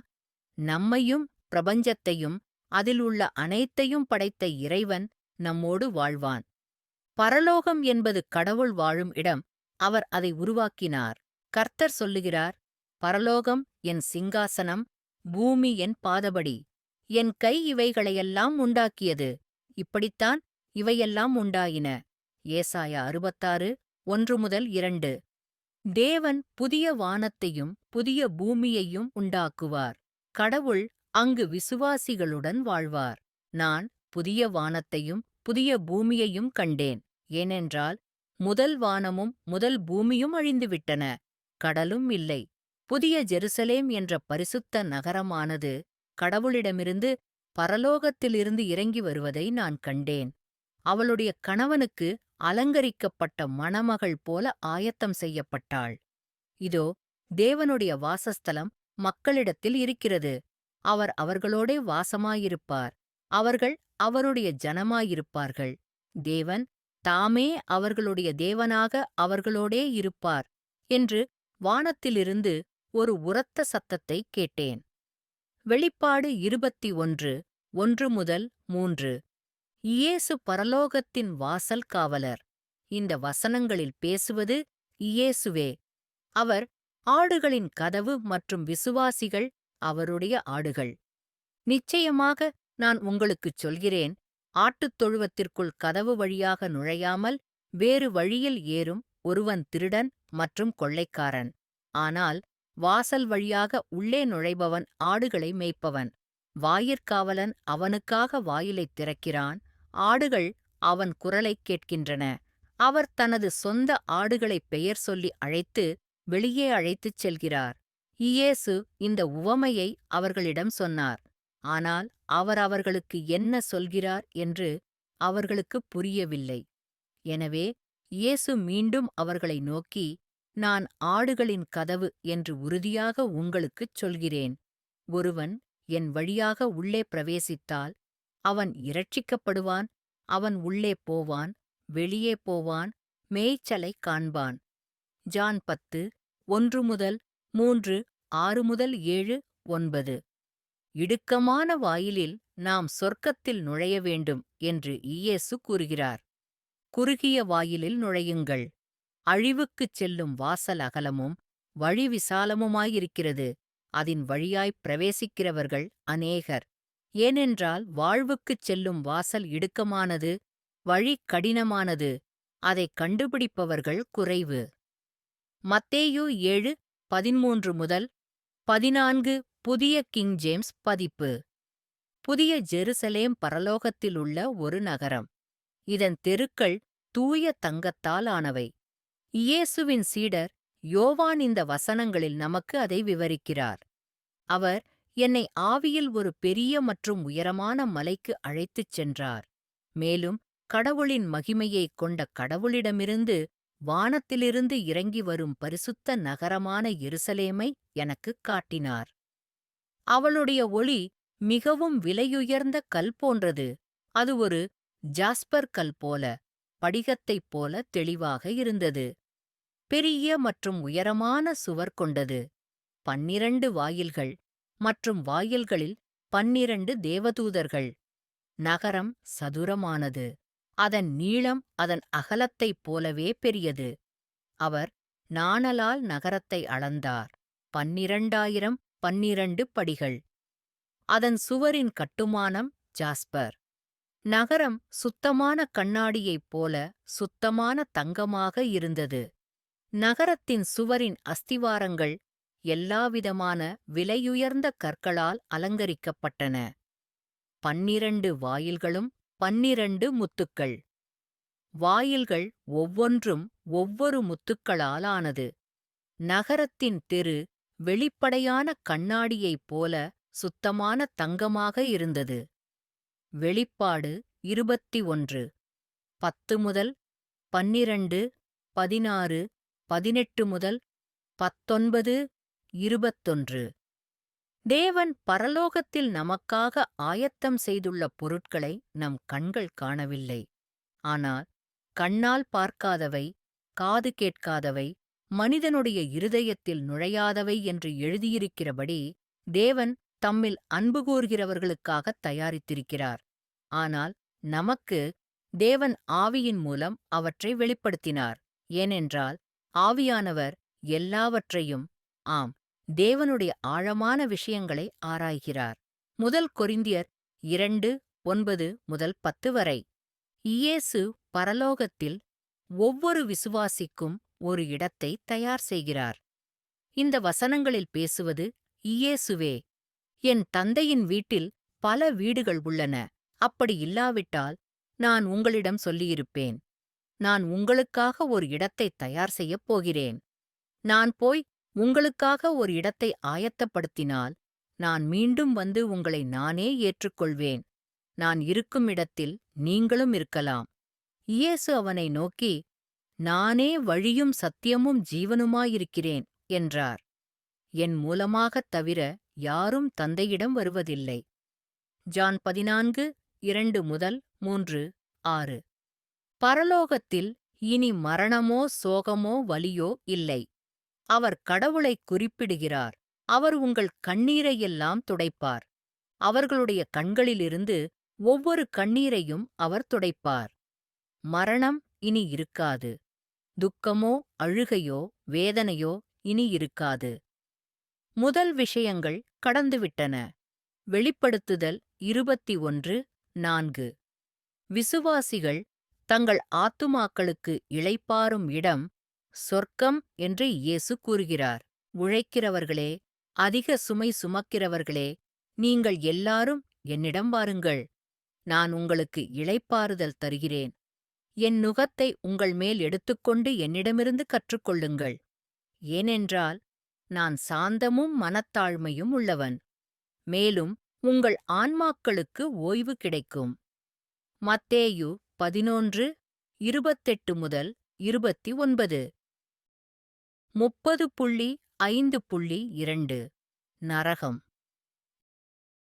நரகம் என்பது சாத்தானுக்கும் கலகம் செய்த மற்ற விழுந்த தேவதூதர்களுக்கும் கடவுள் உருவாக்கிய இடம். சாத்தான் நரகத்தின் அதிபதி அல்ல. கடவுள் நரகத்தின் படைப்பாளி மற்றும் ஆட்சியாளர், மற்றும் சாத்தான் ஒரு ஆக்கிரமிப்பாளனாக இருப்பான். துரதிர்ஷ்டவசமாக சொர்க்கத்தில் வாழ விரும்பாத எவரும் வசிப்பவர்களும் இங்குதான் இருப்பார்கள். நீங்கள் பார்க்கிறீர்கள், நாம் ஒவ்வொருவரும் சொர்க்கத்திலோ அல்லது நரகத்திலோ நித்தியத்தை கழிப்போம். கடவுள் நம் ஒவ்வொருவருக்கும் எங்கு செல்ல வேண்டும் என்ற தேர்வை வழங்குகிறார். நீங்கள் கடவுளுடன் எதையும் செய்ய விரும்பவில்லை என்றால் அவர் உங்களை கட்டாயப்படுத்த மாட்டார். கடவுள் சொர்க்கத்தில் வாழ்கிறார் என்பதால் நீங்கள் கடவுளுடன் வாழ விரும்பவில்லை என்றால் நீங்கள் நரகத்தில் வாழ வேண்டும் என்று அர்த்தம். சாத்தானுக்குப் பிடித்த மற்றொரு பொய் நரகம் குளிர்ச்சியான மற்றும் பிரபலமான பார்ட்டி இடம் என்பதுதான். சரி, அதுவா? பைபிள் நமக்கு நரகம் ஒரு நெருப்பு ஏரி என்று சொல்கிறது. அது இருளில் தள்ளப்படுகிறது. அங்கு மக்கள் ஒருபோதும் தாகம் தீராமல் வேதனையில் பல்லை நசுக்குகிறார்கள். உண்மையில் சாத்தானா? இது ஒரு கட்சி அல்ல. கடவுள் ஒளி. ஒளியின் எதிர் இருள். கடவுள் அன்பு மற்றும் மகிழ்ச்சி. அதற்கு நேர்மாறானது வேதனை. நரகம் என்பது கடவுள் இல்லாததும் அதற்கு எதிரானதும் ஆகும். இதிலிருந்து உங்களைக் காப்பாற்றவே இயேசு பரலோகத்திலிருந்து இறங்கி வந்து சித்திரவதை செய்யப்பட்டு மரித்தார் என்பதை நினைவில் வையுங்கள். நீங்கள் செய்ய வேண்டியது எல்லாம் இயேசு செய்ததை நம்புங்கள். நீங்கள் இரட்சிக்கப்படுவீர்கள். விழுந்த தேவதூதர்களுக்காக கடவுள் நரகத்தை படைத்தார் என்று இயேசு சொன்னார்.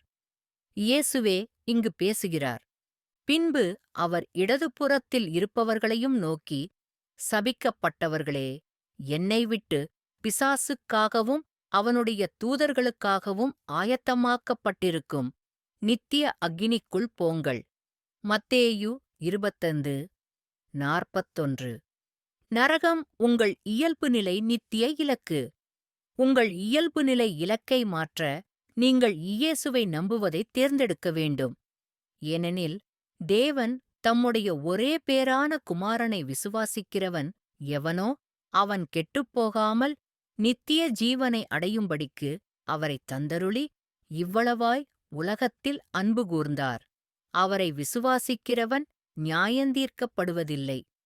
விசுவாசிக்காதவன் ஏற்கனவே நியாயந்தீர்க்கப்பட்டிருக்கிறான். ஏனென்றால் அவன் தேவனுடைய ஒரே குமாரனின் நாமத்தை விசுவாசிக்கவில்லை. இதுவே நியாயத்தீர்ப்பு. வெளிச்சம் உலகத்தில் வந்தது. மனிதர்கள் வெளிச்சத்தை விட இருளை நேசித்தார்கள். ஏனெனில் அவர்களின் செயல்கள் தீயவை. குமாரனை விசுவாசிக்கிறவனுக்கு நித்திய ஜீவன் உண்டு. ஆனால் குமாரனுக்குக் கீழ்ப்படியாதவன் ஜீவனைக் காணமாட்டான். ஆனால் தேவனுடைய கோபம் அவன் மேல் நிலைத்திருக்கிறது. ஜான் 3:16-18 முதல் 19:36. நரகத்திற்கான பாதை விசாலமானது என்று இயேசு சொன்னார். இடுக்கமான வாசல் வழியாகத்தான் கடவுளுடைய ராஜ்யத்திற்குள் நுழைய முடியும். நரகத்திற்கான நெடுஞ்சாலை அகலமானது. அந்த வழியைத் தேர்ந்தெடுக்கும் பலருக்கு அதன் வாயில் அகலமானது. மத்தேயு 7:13 புதிய வாழ்க்கை மொழிபெயர்ப்பு. தேவதைகள் நரகத்தில் இருளில் பிணைக்கப்பட்டுள்ளனர். ஏனென்றால் பாவம் செய்த தேவதூதர்களை கடவுள் காப்பாற்றாமல் அவர்களை நரகத்திற்குத் தள்ளி இருளின் சங்கிலிகளுக்குள் ஒப்படைத்தார். 2 பேதுரு 2:4 புதிய கிங் ஜேம்ஸ் பதிப்பு. நரகம் என்பது நெருப்பும் கந்தகமும் நிறைந்த ஏரியாகும். அங்கு இரவும் பகலும் என்றென்றும் துன்புறுத்தல்கள் நடக்கும். பிசாசு, சாத்தான் மற்றும் மிருகம் ஆண்டிகிறிஸ்ட். அவர்களை ஏமாற்றிய பிசாசு, மிருகமும் பொய்த் தீர்க்கதரிசியும் இருக்கும் நெருப்பு மற்றும் கந்தக ஏரியில் தள்ளப்பட்டார். அவர்கள் இரவும் பகலும் என்றென்றும் துன்புறுத்தப்படுவார்கள். வெளிப்படுத்துதல் 20:10. இந்த உவமையில் நரகம் வேதனைக்குரிய இடம் என்று இயேசு சொன்னார். பாதாளத்தில் அவர் தனது கண்களை உயர்த்தினார். வேதனையில் இருந்தார். ஆபிரகாமை வெகு தொலைவில் பார்த்தார் மற்றும் லாசரஸ் அவரது மார்பில். அவர் அழுது, தந்தை ஆபிரகாமே, எனக்கு இரங்கும், லாசரை அனுப்புங்கள். அவர் தம் விரல் நுனியை தண்ணீரில் நனைத்து என் நாக்கை குளிரச் செய்வார். ஏனென்றால் இந்தச் சுடரில் நான் வேதனையில் இருக்கிறேன். லூக்கா 16:23 முதல் 24 வரை. நரகம் ஒருபோதும் அணையாத நெருப்பு என்று இயேசு கூறுகிறார். உன் கை உன்னை பாவம் செய்ய வைத்தால் அதை வெட்டிவிடு. 2 கைகளை உடையவர்களாக நரகத்திற்குச் செல்வதை விட ஊனமுற்றவர்களாக வாழ்வில் நுழைவது உங்களுக்கு நல்லது. அவர்கள் ஒருபோதும் அணையாத நெருப்பிற்குச் செல்வது. அவர்களின் புழு இறக்காது, நெருப்பு அணையாது. மார்க் 9:43 முதல் 44, புதிய கிங் ஜேம்ஸ் பதிப்பு. நரகத்தில் ஓய்வு இல்லை. இந்த வசனத்தில் மிருகம் ஆண்டிகிறிஸ்து. அவர்களின் வேதனையின் புகை என்றென்றும் எழுகிறது. இரவும் பகலும் அவர்களுக்கு ஓய்வு இல்லை. மிருகத்தையும் அதன் உருவத்தையும் வணங்குபவர்களும் அதன் பெயரைப் பெற்றவர்களும் இருக்கிறார்கள். வெளிப்பாடு 14:11. மக்கள் நரகத்தில் பற்களை நசுக்கும் அளவுக்கு ஆழ்ந்த துக்கமும் மிகுந்த வேதனையும் இருக்கிறது என்று இயேசு சொன்னார். ஆபிரகாம், ஈசாக்கு, யாக்கோபு மற்றும் எல்லா தீர்க்கதரிசிகளும் கடவுளுடைய ராஜ்யத்தில் இருப்பதையும் நீங்கள் வெளியே தள்ளப்படுவதையும் நீங்கள் பார்க்கும்போது அழுகையும் பற்கடிப்பும் இருக்கும். லூக்கா 13:28.